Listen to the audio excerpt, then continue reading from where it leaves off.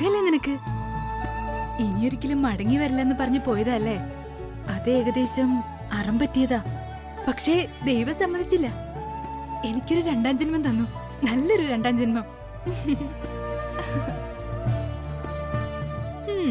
നീ ഇപ്പൊ എന്താ ചോദിക്കാൻ പോണെന്ന് എനിക്കറിയാം.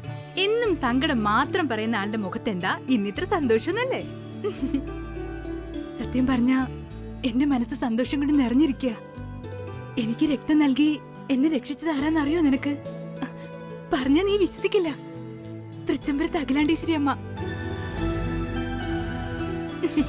സത്യം. ഇന്ന് കല്യാണിയുടെ സിരകളിൽ ഓടുന്നത് ആ രക്തമാ. അതാ എന്റെ മുഖത്തെ സന്തോഷം. അഖിലാമ്മയുടെ ആശുപത്രിയിൽ വെച്ച് എന്റെ നെറുകയിൽ ഇങ്ങനെ തലോടിയപ്പോ മരിച്ചുപോയ എന്റെ അമ്മ തിരികെ വന്ന പോലെയാ എനിക്ക് തോന്നിയേ. ഇതിൽ കൂടുതൽ എന്ത് ഭാഗ്യ പെണ്ണെ ഈ കല്യാണിക്ക് ഈ ജന്മത്തിന് കിട്ടാൻ. ആ പിന്നെ ഒരു പ്രധാന കാര്യം പറയാൻ മറന്നു.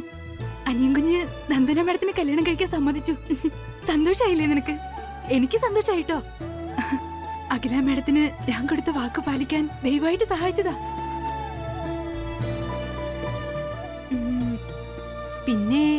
പിന്നെന്താ വിശേഷം എന്ന് ചോദിച്ചാ, പിന്നെ വല്യകുഞ്ഞ് ആശുപത്രിയിൽ വെച്ച് എനിക്കൊരു സമ്മാനം തന്നു.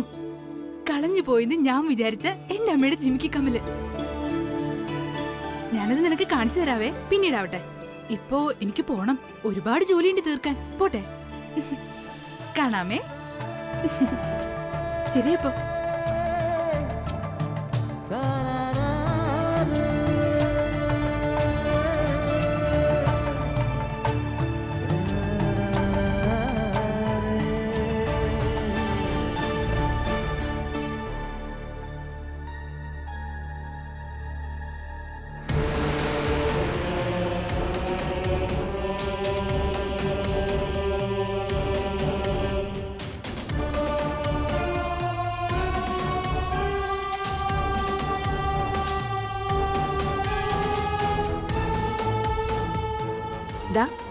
എന്താ ഒരു ടെൻഷൻ പോലെ?